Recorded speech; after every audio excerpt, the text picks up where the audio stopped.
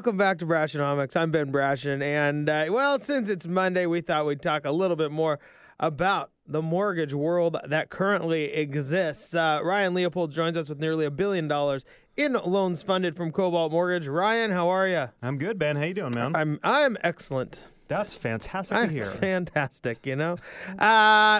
With mortgages, most people do consider them kind of this necessary evil. People don't think about, hey, man, I really want to go get a mortgage, but most people do want a house. And it's when you don't get that house that you realize, well, maybe the mortgage is kind of an important part of that. Mm-hmm. You've really noticed that recently as far as maybe people not taking their mortgage or the obtaining of their mortgage quite as seriously as they need to. You know, well, Shelby talked about it today, and really every agent you tend to have on the show keeps saying the same points, is that we have low inventory and high demand. So there's a lot of buyers out there looking to buy properties, and you have that combination of low inventory, high demand, and an increased interest rate environment. That really requires that buyers, I think, take a different strategy when it comes to the mortgage side to be more prepared and more organized and more structured than they've ever been before.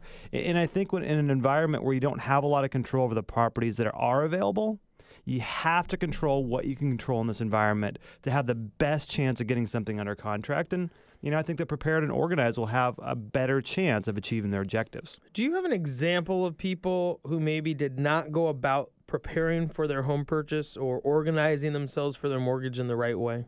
Yeah, there's multiple stories. We'd love to hear them. Oh, that's fantastic. Yeah. Well, I'd say even just this Saturday that I was out doing chores all weekend, and I got a call from one of my real estate agent partners, and they had a buyer that needed to be pre-approved because they needed to make an offer on the spot. And literally there was like 10 offers coming in.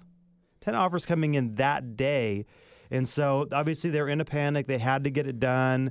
I went in the office and kind of got the application done. It takes time to do an application. You know, to get a true pre-approval, a client has to put together pay stubs, W-2s, bank statements, tax returns, retirement statements. The documentation we need just to get a true pre-approval is pretty extensive. And that's even if it's an easy situation. If it takes any kind of creativity from a lending standpoint, that takes time. So we just couldn't get it organized in time.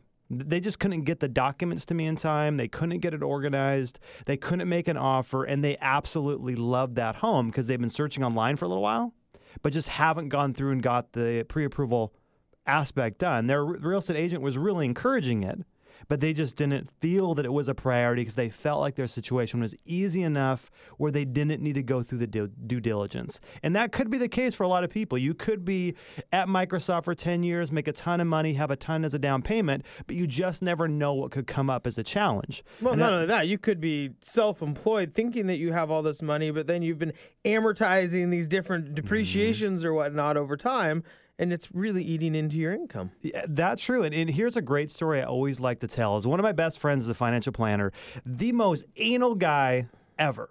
Okay, perfect credit. I've done multiple loans for him in the past. Perfect credit. A couple years ago, he went to buy an investment property, pulled his credit score. He had an unpaid parking ticket in Kirkland for $25 that he never knew about. If he ever got anything, he would have paid it. It dropped his credit score by 80 points.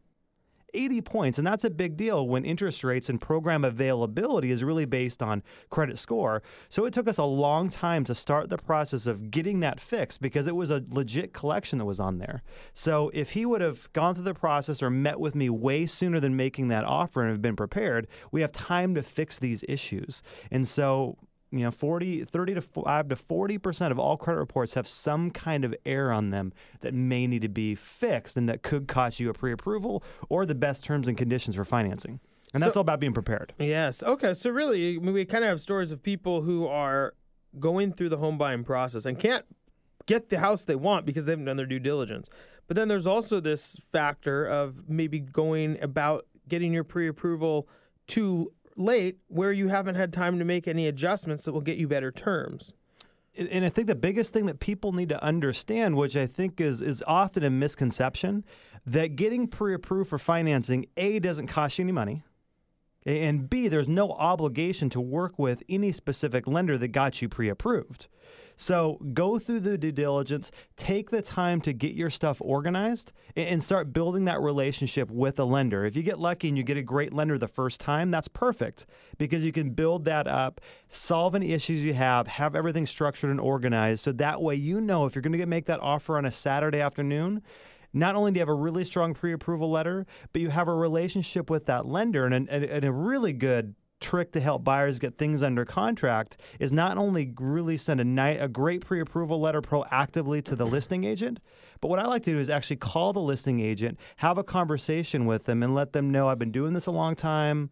I have met with these clients. They're great people. They're excited to make an offer on your house, and I'm in control of this. Rest assured, if you accept this offer, the financing is going to be smooth and uneventful. And it just, again, control what you can control. Little things like that increases the opportunity to get properties under contract where maybe the other lender wasn't going through that process. Aren't a lot of people hesitant to do that because they can't lock an interest rate? Everybody in their mind, most people are out buying a house. Well, I can't lock a rate yet because I don't have a house, so why would I go talk to a lender?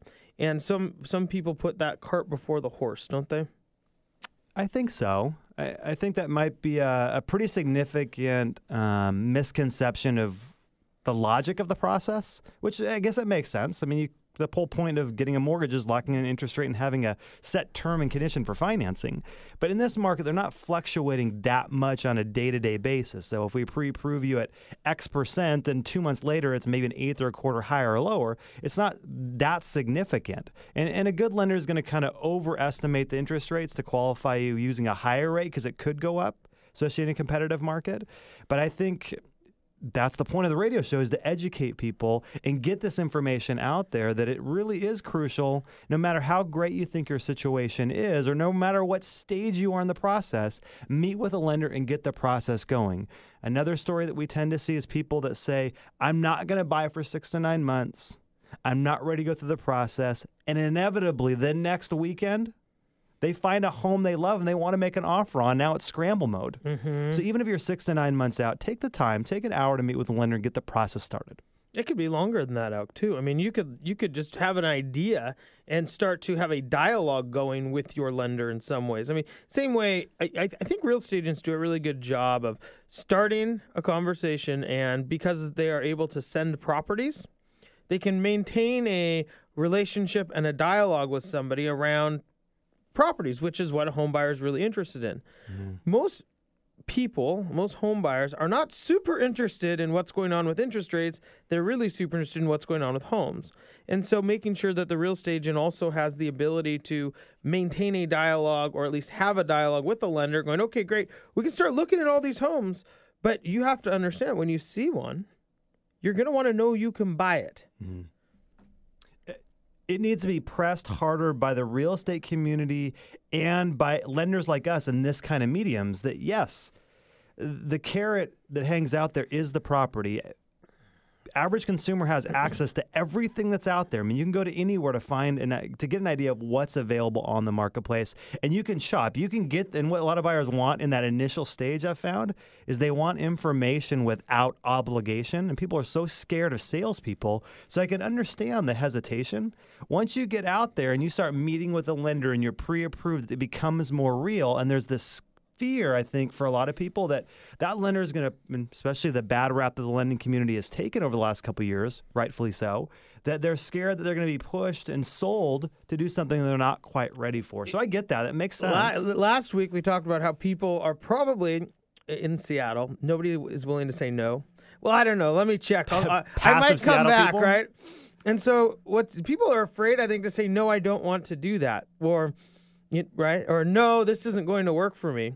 And so they end up playing in this very gray area of, well, I'll let you pull I'll give you all my documents, but I'm not going to let you pull my credit. Okay, well, guess what? You've just you take away a piece of the puzzle. You can't complete the puzzle without certain pieces. But people have this way in Seattle of giving 50% and making sure 50% stays in private. People are very passive in Seattle, and they're not aggressive. Like in New York, they would be straightforward. The lending side would be, no. Give me your stuff, man. Yeah, don't be you want stupid. a Do your credit report, give me your get stuff. it done. Absolutely. That would be fantastic, and that would be nice for people to communicate more openly and freely about you'd their get a ton concerns. of new clients if that's how you spoke to them. It works well in Seattle. Let me tell Yeah, you. really good, right? No, I need yeah, that yeah. W-2 now. You know, again, it's about controlling what you can control, and that's an aspect of the process. And unless you're paying cash and you're getting a mortgage, you have to be organized and structured. Get your ducks in a row, whether you're making an offer tomorrow or 6 months down the road. I strongly, strongly encourage it and start that relationship with a lender sooner than later, because they're going to help you, achieve a lot of your objectives. Well, and you can be the lender. They start their conversation with I would love Ryan. to help. Thanks so much for joining us. We do have to go to break. When we come back, we will continue the conversation with Ryan and Shelby White right after these messages.